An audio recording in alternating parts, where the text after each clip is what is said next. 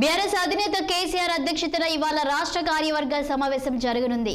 తెలంగాణ భవన్లో మధ్యాహ్నం 2 గంటలకు జరగనున్న ఈ మీటింగ్కు కేసీఆర్ అధ్యక్షత వహిస్తారు. 6 నెలల తర్వాత తెలంగాణ భవన్కు ఆయన రానున్నారు. శ్రేణులకు దిశానిర్దేశం చేయనున్నారు. సమావేశానికి పార్టీ ఎంపీలు, ఎమ్మెల్యేలు, ఎమ్మెల్సీలు, మాజీ ఎమ్మెల్యేలు, మాజీ ఎంపీలు, జిల్లాల అధ్యక్షులు, కార్పొరేషన్ చైర్మన్లు, జిల్లా పరిషత్ చైర్మన్లు, డీసీసీబీ, బీసీఎంఎస్ అధ్యక్షులు, నియోజకవర్గ ఇన్ఛార్జీలు హాజరవుతారు.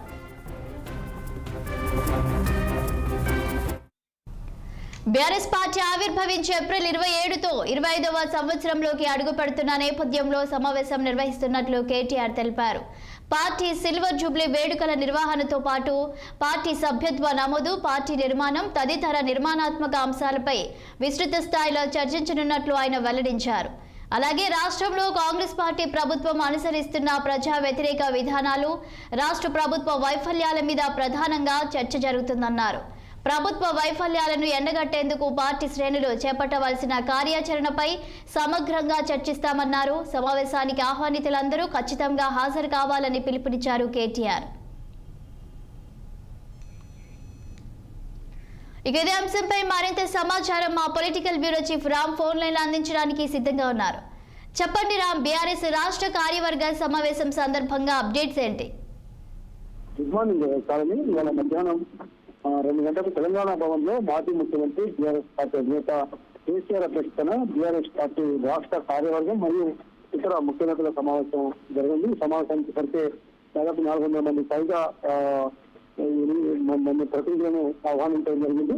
అయితే ఈ సమావేశంలో ప్రస్తుతం ఉన్న ఎమ్మెల్యేలు, ఎమ్మెల్సీలు, అదేవిధంగా లోక్సభ సభ్యులు, రాజ్యసభ సభ్యులతో పాటు మాజీ ఎమ్మెల్యే, ఎమ్మెల్సీలు, డీసీసీబీ చైర్మన్, జిల్లా పార్టీ అధ్యక్షుడు, జిల్లా పరిషత్ మాజీ చైర్మన్ అందరూ కూడా ఆహ్వానించడం. ముఖ్యంగా దాదాపు 6 రాష్ట్రంలో ప్రభుత్వం కాంగ్రెస్ పార్టీ ప్రభుత్వం ఏర్పడి 14 నెలలు అవుతుంది.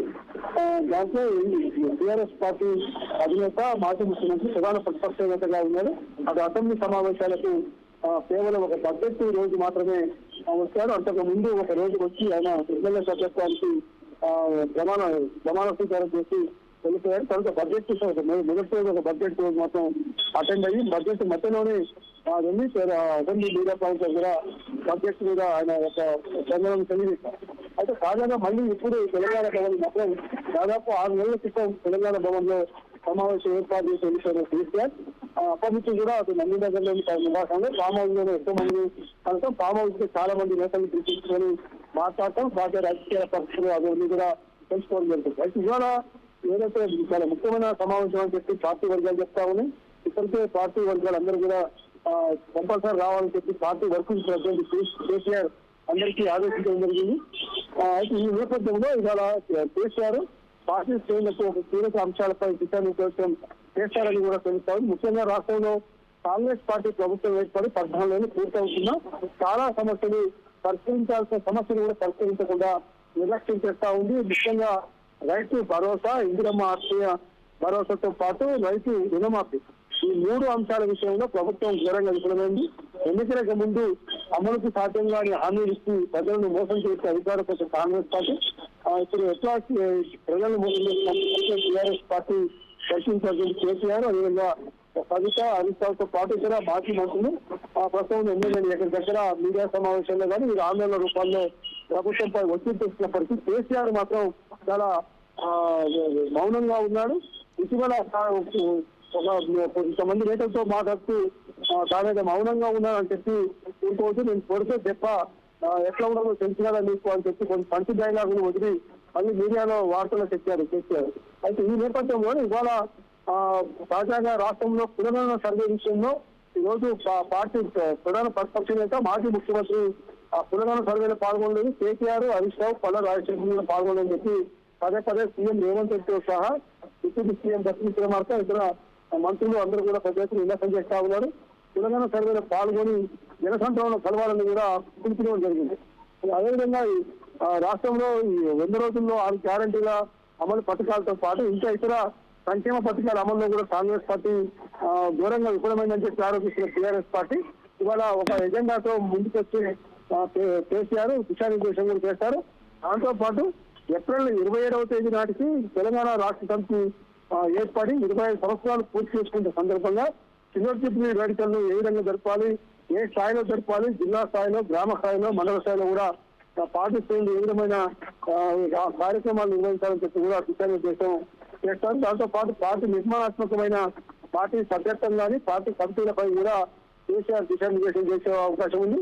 అదేవిధంగా ఏప్రిల్ 27వ తేదీలోపు పార్టీ అధ్యక్షుడిని మళ్ళీ ఎన్నుకోవాలి కాబట్టి ప్రక్రియ అంతా కూడా ఈ 2 నెలల పాటు జరుగుతుందని చెప్పి సెక్రటరీ వారి సమావేశం ఏర్పాటు చేసినట్టు తెలుస్తా ఉంది. దాంతో పాటు ఏప్రిల్ 27వ తేదీని భారీ స్థాయిలో ప్రభుత్వ సభ పెట్టాలా లేదు ఒక భారీ బహిరంగ సభ కూడా నిర్వహించాలన్న దానిపైన ఈ రోజు కేసీఆర్ అందరికీ కూడా దిశానిర్దేశం చేస్తారు. అయితే రామ్, ఈ కార్యవర్గ సమావేశం ద్వారా ఏం సందేశం ఇస్తున్నారు?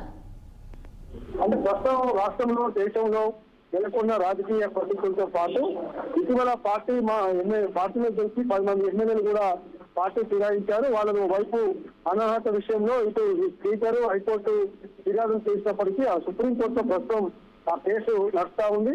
ఒకవేళ ఉప ఎన్నికలు వస్తాయని చెప్పి పదే చెప్తున్న టీఆర్ఎస్ పార్టీ ఆ ఉప ఎన్నికలను కూడా ఏ విధంగా ఎదుర్కోవాలి, ఎట్లా సిద్ధంగా ఉండాలి దానిపైన కూడా ఈరోజు చర్చిస్తారు. దాంతో పాటు ముఖ్యంగా కాంగ్రెస్ పార్టీ ప్రధాన ప్రతిపక్షమైన టీఆర్ఎస్ ను టార్గెట్ చేస్తూ కేసులు ఫోన్ ట్యాపింగ్ కేసు విషయంలో కానీ, కవిత లిక్కర్ స్కామ్ కేసు విషయంలో కానీ, కేసీఆర్ హరీష్ రావు భూపాలపల్లి కోర్టులో కాళేశ్వరం ప్రాజెక్ట్ లో జరిగిన కేసు విషయం కానీ, ఒకవైపు రాష్ట్ర స్థాయిలో పవర్